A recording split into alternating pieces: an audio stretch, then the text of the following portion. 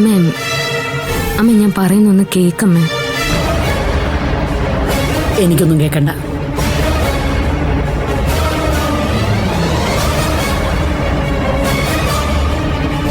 നീ പറയുന്ന എന്തും ഇതുവരെ ഞാൻ അനുസരിച്ചിട്ടേ ഉള്ളൂ.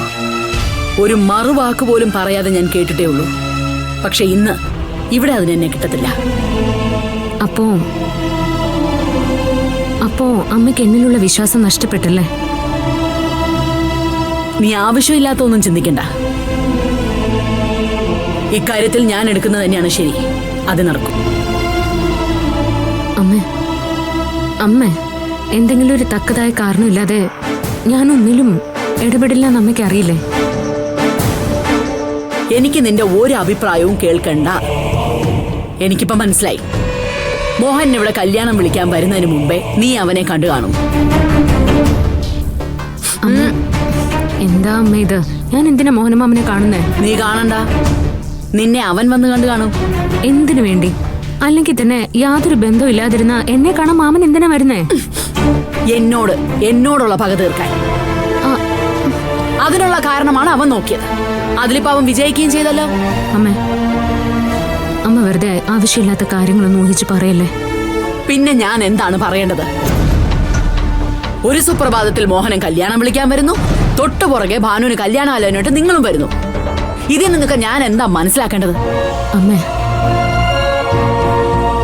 ഈ പറഞ്ഞതൊക്കെ വളരെ യാദൃശികമായിട്ട് സംഭവിച്ചതാ. അല്ലാതെ എന്നെ ആരും വന്ന് സമീപിച്ചിട്ടില്ല. ഞാൻ ഈ കുടുംബത്തിന് വേണ്ടി എന്തെങ്കിലും കാര്യങ്ങൾ ചെയ്തിട്ടുണ്ടെങ്കിൽ അതിന് പിന്നിലൊരു കാരണം ഉണ്ടാവും അമ്മേ. അല്ലാന്ന് അമ്മയ്ക്ക് പറയാൻ പറ്റുമോ? അമ്മയ്ക്ക് അറിയാലോ ഭാമയുടെ അനുഭവം എന്താന്ന്. ഒടുവിൽ ഞാൻ എത്രമാത്രം കഷ്ടപ്പെട്ടു എന്നും അമ്മയ്ക്ക് നന്നായിട്ടറിയാം. അതുകൊണ്ടാ ഇന്ന് അവള് സന്തോഷമായിട്ട് ജീവിക്കുന്നത്. അത് അന്ന് ഭാമയ്ക്ക് വേണ്ടി നീ നിന്നിട്ടുണ്ടെങ്കിൽ അതിന് വ്യക്തമായ കാരണം ഉണ്ടായിരുന്നു. ഇവിടെ ഇപ്പൊ ഭാനുവിന്റെ കാര്യം അങ്ങനെയാണ്. എടി, അവളിപ്പോ മര്യാദയ്ക്ക് പഠിച്ചോണ്ടിരിക്കുന്ന പെണ്ണല്ലേ? മറിച്ച് ഭാമ കാണിച്ച എന്തായിരുന്നു? എടി, പഠിക്കാൻ പോയ സമയത്ത് വയറ്റിനകത്തൊരു കുഞ്ഞിനെയും കൊണ്ടല്ലേ അവ വന്നത്. എന്തായാലും അങ്ങനെ ഒരു നെറുകേട് എന്റെ ഭാനുവിനുണ്ടാവത്തില്ല. അതിലെനിക്ക് നല്ല വിശ്വാസമുണ്ട്. അമ്മയുടെ ആ വിശ്വാസം നഷ്ടപ്പെട്ടാലോ?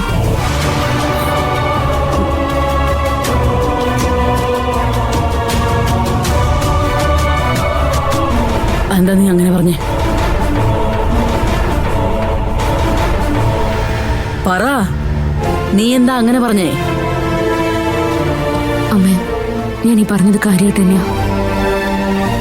ഈ കാര്യം നമ്മൾ ഗൗരവമായിട്ട് എടുത്തില്ലെങ്കിൽ പിന്നെന്ത് സംഭവിക്കാം? എങ്കിൽ പിന്നെ ഞാൻ കൊന്നോളാം അവളെ. അമ്മേ, ഇങ്ങനെ ബഹളം വയ്ക്കാതെ.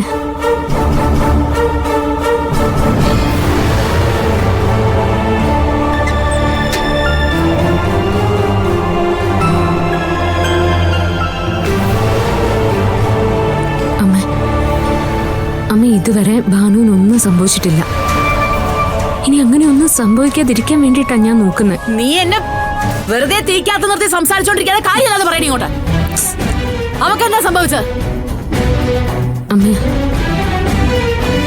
അമ്മ ഞാനീ പറയുന്നത് കേട്ട് ഭാനുവിനോട് പൊട്ടിത്തെറിക്കാനോ അവളെ തല്ലാനോ പോവല്ലേ. കാരണം അവളിവിടെ ഒരു തെറ്റും ചെയ്തിട്ടില്ല.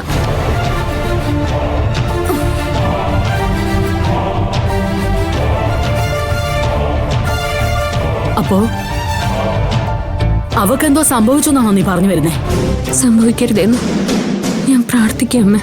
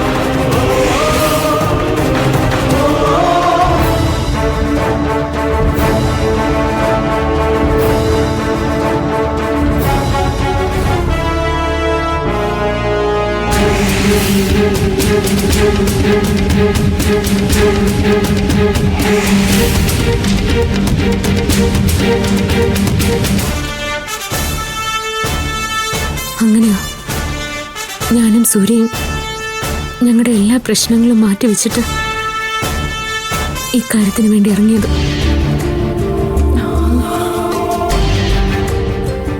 അമ്മ, ഞാൻ ഇവിടുത്തെ CCTV ഫുട്ടേജ് ഒക്കെ കളക്ട് ചെയ്തിട്ടുണ്ട്.